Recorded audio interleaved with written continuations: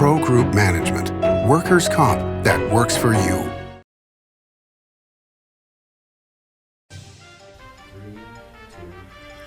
Welcome to Nevada Newsmakers. On the broadcast today, Captain Sam Brown joins us. He is a Republican candidate for United States Senate, here for the whole show on an all-new Nevada Newsmakers. Hello, is this D&D Roofing?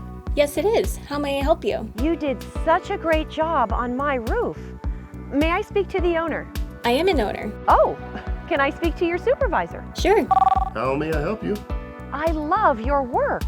May I speak to the owner?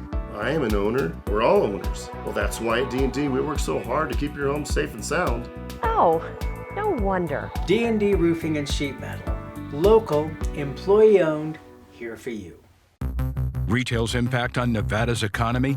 Enormous. 8,600 businesses, large and small, employing 145,000 workers. And last fiscal year, retail paid tax on nearly $60 billion in sales. We're the Retail Association of Nevada. We support retail, we help it grow, and we mean business. RANNV.org. Pro Group Management specializes in providing industries with the necessary components to satisfy and exceed workers' comp requirements. Every business has unique needs and specific regulations. Pro Group Management stays ahead of the curve, providing up-to-date services to keep your industry in top form. Discover how we simplify your tasks, improve efficiency, and reduce expense to keep you moving in a positive direction. Pro Group Management, workers' comp that works for you. Truck drivers are some of the hardest working people you'll meet, delivering over 70% of America's freight and 92% of Nevada's. When there's a natural disaster, they're delivering critical supplies to help those communities recover and rebuild. Every sector of the economy and our nation's military rely on truck drivers. So let's take a moment to say thank you. On the open road or city streets, our truck drivers are rolling to make our economy and our nation stronger. Trucking moves America forward. Nevada Newsmakers Studio is located at the headquarters of the Nevada Trucking Association. Motion and purpose are a truck's greatest virtue. This is Nevada Newsmakers with host Sam Shad, a no-holds-barred political forum. Now, from the Nevada Newsmakers broadcast headquarters, here is Sam Shad. And back on Nevada Newsmakers, we're pleased to welcome back to the program Sam Brown. He is the Republican candidate for United States Senate. Pleasure to have you back on the program, sir. It's good to be here, Sam. Thank you. For those that want to know about your personal history, I would recommend that they go to our website, NevadaNewsmakers.com. There's a search box at the bottom of the homepage, and they can see the terrific interview we did with you the last time you were here, which really went into a lot of personal details. But I want to talk about issues today. And I guess with your military background, and we're taping this on the morning of March 7th to give it context, your thoughts on what's happening in Ukraine? Ukraine is a tragedy of a lot of things. One is we've got to admit that Putin is a madman who is, if the reporting coming out of Ukraine is accurate, it certainly seems like the targeting of civilians has been intentional. That would be a war crime. He's who knows to what extent he wants to continue to push and be aggressive in Ukraine and potentially beyond. He's made statements that would seem to indicate that anyone who supports Ukraine he considers to be an enemy. So you've got a really awful situation brewing where it's sort of a Russia, China, Iran against the world. But one of the other tragedies of it is that it would seem that our U.S. energy policy and our stance towards, like allowing the Nord Stream 2 pipeline to go through has put Europe in a position of becoming overly dependent on Russian energy, which has emboldened him because he's kind of got them over a barrel. Well, and at this point, the United States is now talking in terms of Iran and coming up with a deal there. You shake your head right away. This is once again, this is a man-made tragedy where we're back to the table with Iran because we're so greedy for their oil when we have our own American energy independence just waiting for us. In fact, we had it not that long ago under the Trump administration. Like Americans are suffering, Ukrainians are suffering. We're potentially going to buy oil from a terrorist state. We're still buying energy from Russia. There's now talks that we're talking about loosening sanctions on Venezuela to buy more energy from there. I mean, to the extent that people want to be married to the idea of, a green energy future, getting it from one place versus another there's still a consumption. Why not have more energy independence here in the U.S.? By the way, American energy independence provides us with opportunity to give Europe a chance to say, hey, no, Putin, we're not going to take your energy because we can take the excess out from the U.S.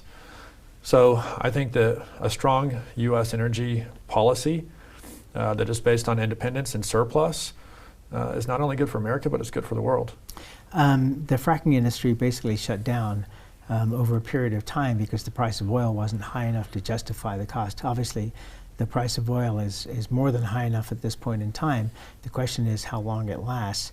But that's what you would be in favor of, is increasing the amount of fracking?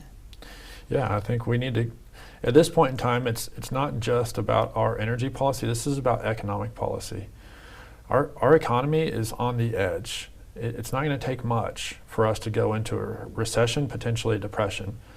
And driving energy prices lower is about the only thing that we can do right now to help us get out of a place that we're about to enter into, which is dark economic times. Okay, but as you say this, what you're saying at a time, and this has come through two administrations, not just a Republican or Democrat, but both, where the amount of money injected into the system has been incredibly vast and continues to be and will continue to be for a long time. So what we're dealing with more right now is the inflation that's been caused by this rather than an economic catastrophe. Maybe it turns into a catastrophe, but on the other side, which is that we have too many people chasing after too few goods.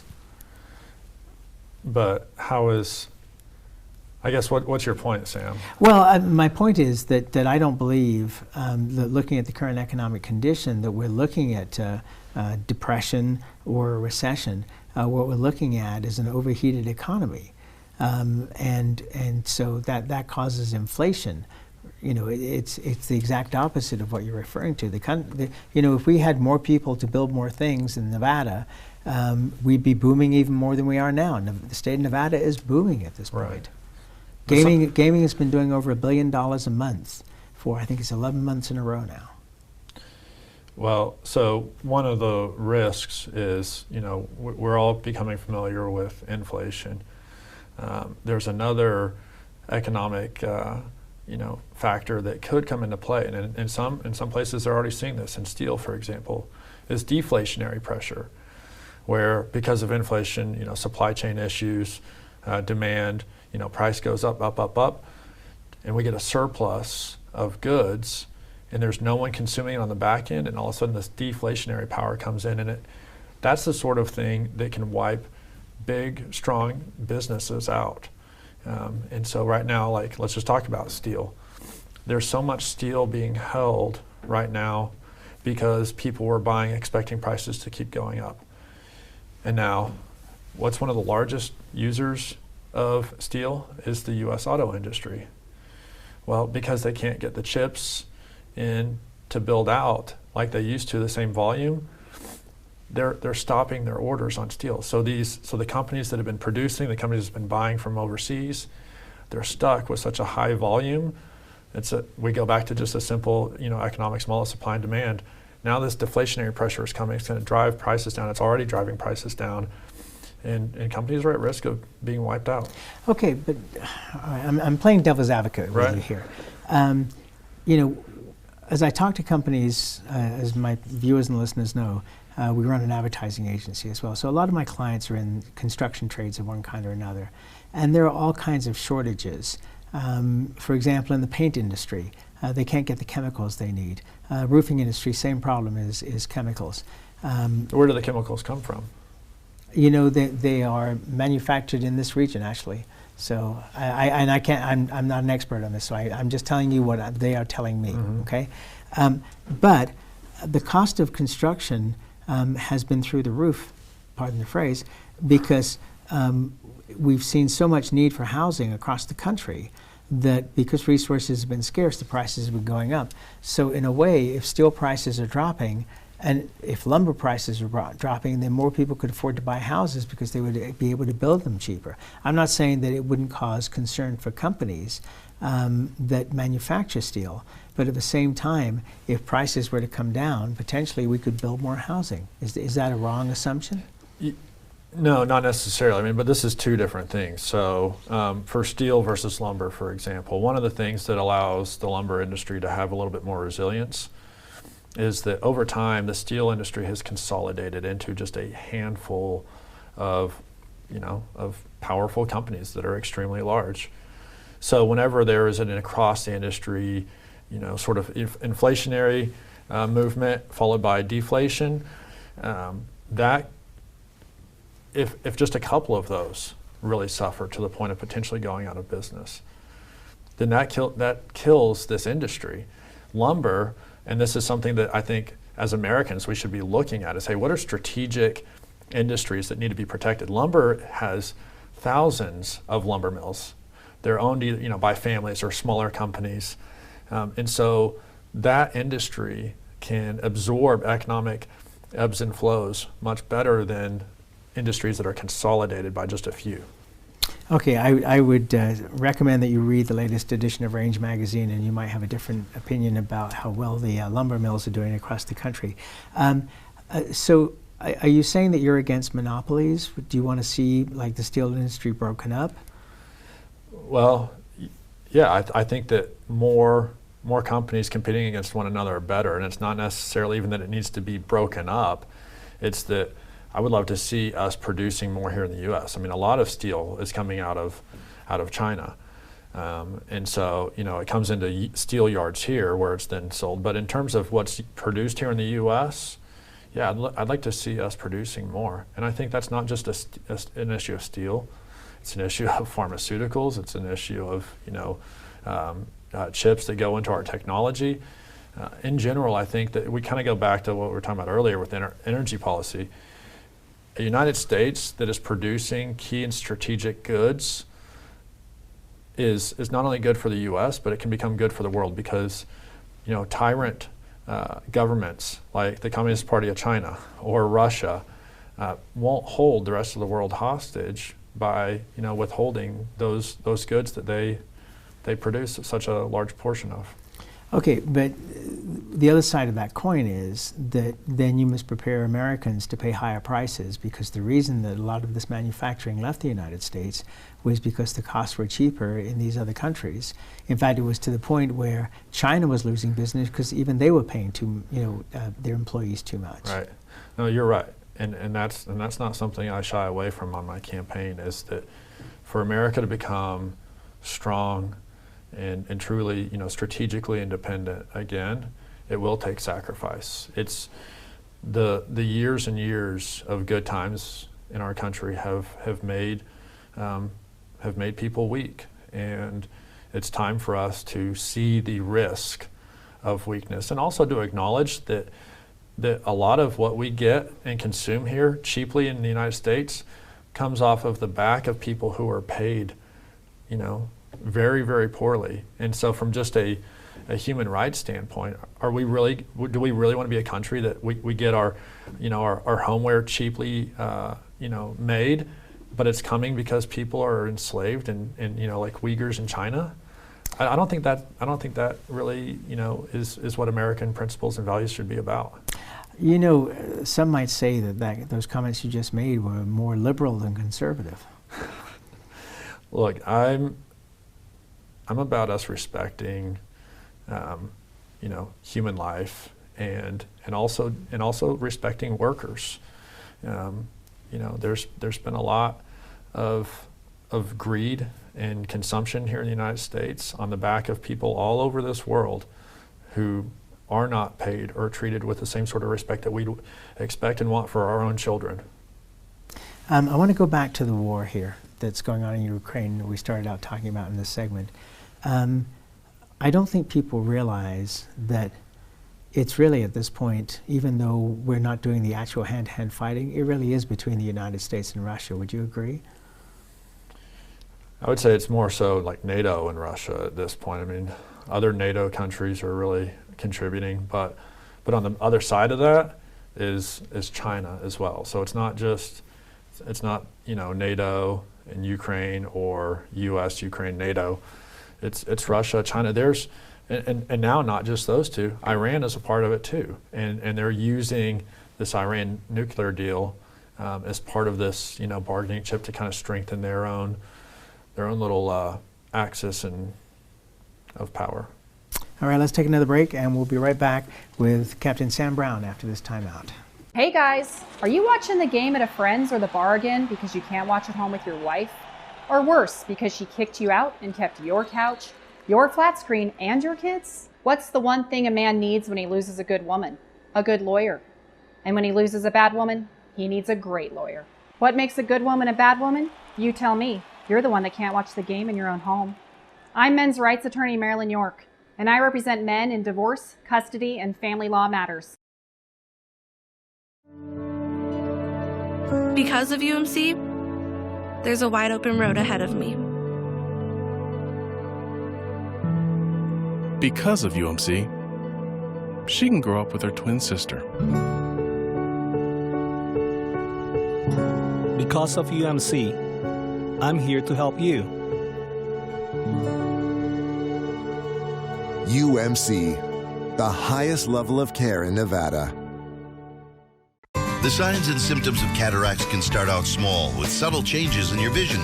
So don't wait. Be proactive and take your vision into your own hands. If you're experiencing the onset of cataracts or just have questions, contact your eye care professional or call Eye Care Associates of Nevada today.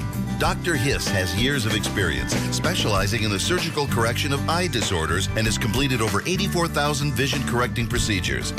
At Eye Care Associates of Nevada, we'll change the way you look at the world.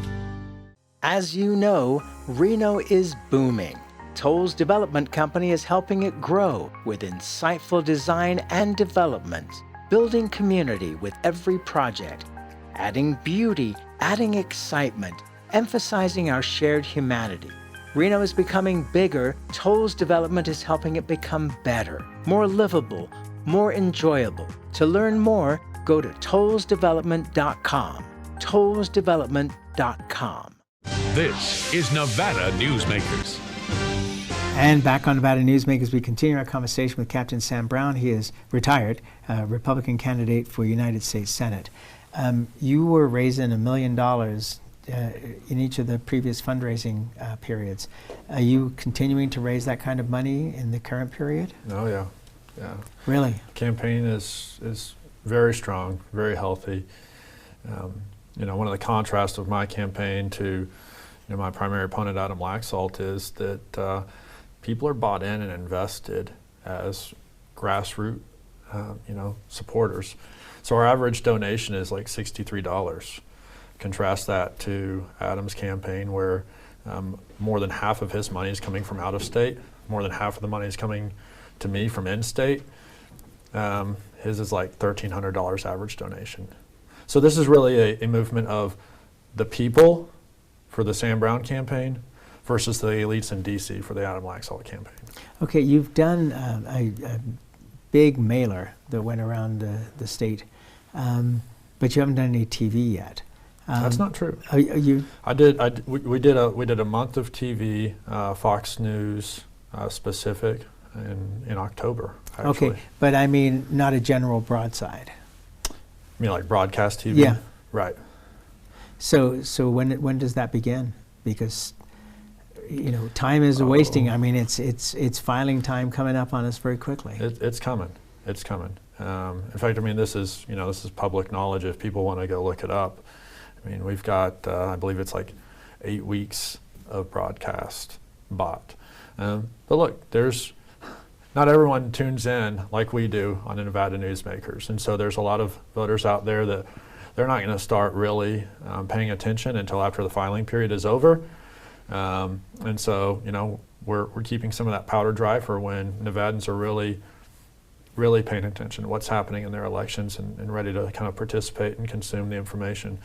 But fundraising is going strong enough that we're going to have a very heavy,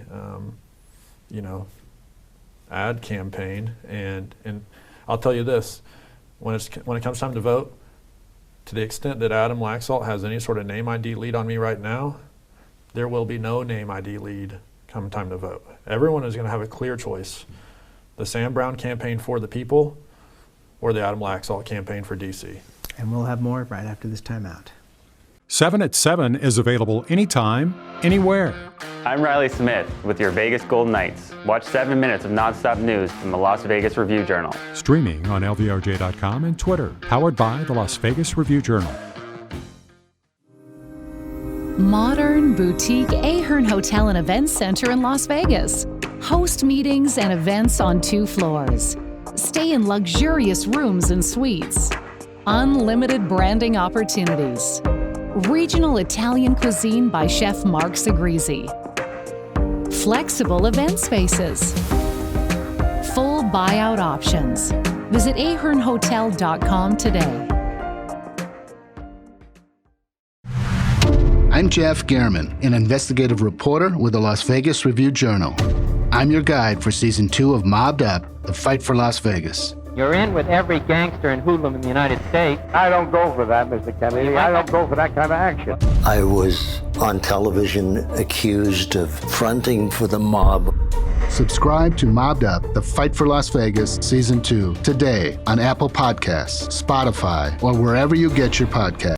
Before the masks, before the distancing, before the world changed, UMC was ready. Our response to COVID-19 began before the crisis did, with our own team of infectious disease experts who've spent their careers planning for this moment. With a pandemic response plan, we'd practiced again and again, and by blazing new trails in large-scale testing, including every patient we admit. Always ready. UMC. 7 at 7 is available anytime, anywhere. I'm Riley Smith with your Vegas Golden Knights. Watch 7 minutes of nonstop news from the Las Vegas Review-Journal. Streaming on LVRJ.com and YouTube. Powered by the Las Vegas Review-Journal. This is Nevada Newsmakers. And back on Nevada Newsmakers, we continue our conversation with Captain Sam Brown. He is a Republican candidate for United States Senate. So far, Adam Laxalt has not shown up for any debates. What is the latest you're hearing from his campaign about when and if they'll debate you in the primary? We've heard nothing, positive. As far as I can tell, Adam Laxalt and his team just assumed that Nevadans owe them their vote in the primary and that he's running against Catherine Cortez Masto. I'm afraid that they'll be rudely and sadly awakened when it comes time to vote if they don't turn some attention to the fact that there is a primary, that they need to provide a contrast to the people's candidate and the DC candidate that Adam Laxalt is. And so I know that there's a great debate opportunity on April 7th, of which, should Adam Laxalt have the courage to appear before the people, I'm happy to be there and debate with him. The last time you were on the program, I asked you to lay out the differences in policy between you and Adam Laxalt, and you really weren't able to enunciate those differences. Have you come up with specific policies that you disagree with him on? The first thing that makes this conversation difficult is the fact that Mr. Laxalt has had a campaign going for U.S. Senate for over 6 months now. He doesn't have a single issue listed on his website. This is just like career politicians. They expect people to just vote for them based off of a few endorsements.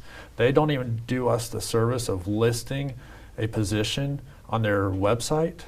And so it's hard for me to know exactly what he does stand for. And if you look back at his history on things that should be very clear, like Second Amendment, well, Mr. Laxalt, in his own press release coming out of the AG's office, stated that he was for the Assembly taking up red flag laws, which the Assembly did do. This was in 2018. They passed red flag laws, cited him as the reason for doing so, and then he wants to flip to the other side when when the conservatives and the pro-2A voters came out against that. And he says, oh, no, I'm not for red flag laws. And so it's hard to know what Mr. Laxalt's for. But I'm for working class Nevadans. I am for Americans who are concerned about the economy, who are concerned about our foreign policy decisions, who are concerned about energy, and who frankly want to send someone to DC who's not going to hide from issues, but is willing to discuss issues, put them on their website, like at CaptainSamBrown.com. They can go look right now at CaptainSamBrown.com and AdamLaxalt.com. No issues listed for him. Do you feel, in talking to the various groups you're talking to right now, that there is a red wave coming? To the extent there's a red wave, it's because people are going to be motivated for who they vote for. And once again, Adam Laxalt, prime example in his own words, has said he lost the governor's race because 100,000 Trump voters didn't come out to vote for him. Clearly, he does not inspire people to come out, even those who support President Trump. And so, with me on the ticket against Catherine Cortez Masto, I think there's going to be energy and people are going to be excited and motivated to come out. And so there will be a sense of a red wave. But it's all based off who people trust and who they want to go represent them. And we have certainly put out an invitation to Adam Laxalt, which his campaign has agreed to, but we have not gotten a date at this point. Would you be willing to debate him on this program if we're able to arrange that? You bet. Sam, I think that would be a wonderful, wonderful debate. All right, Captain Sam Brown, always a pleasure to see you, sir. We'll see you on the campaign trail. Thank you. And we'll be right back. Dimitri Prine here for Design Outdoor. Are you a homeowner who's interested in remodeling or building a home? At Design Outdoor, we can show you how adding natural or manufactured masonry stone can add beauty and value to your home. And we refer only the best contractors. Our store and backyard are located at 11600 South Virginia, just north of DeMonte Ranch Parkway. Visit designoutdoor.com or call us at 851-9499. Hey guys, are you watching the game at a friend's or the bar again because you can't watch at home with your wife? Or worse, because she kicked you out and kept your couch, your flat screen, and your kids? What's the one thing a man needs when he loses a good woman? A good lawyer. And when he loses a bad woman, he needs a great lawyer. What makes a good woman a bad woman? You tell me. You're the one that can't watch the game in your own home. I'm men's rights attorney Marilyn York, and I represent men in divorce, custody, and family law matters. Hi, I'm Dave Newman. Remember me? I used to be the house detective, and now I'm a realtor, full-time at RE/MAX Realty Affiliates. A lot of people ask me, how's the market? You know what? It's fantastic. If you're even kicking around the idea of buying or selling, give me a call. Let's talk about it. Call me at RE/MAX Realty Affiliates and just ask for the guy who used to be the house detective, Dave Newman. Everyone is talking about opioids, but they're not the only drugs that can be harmful if taken in large quantities or not as prescribed. You also need to be aware of side effects from anxiety drugs, muscle relaxants, sleep aids, and stimulants. Mixing prescription drugs with other drugs or alcohol can be dangerous. If you take an Ambien with a glass of wine, it may be enough to stop you from breathing. Prescribed drugs can be just as dangerous as illegal drugs. Take medications only as directed.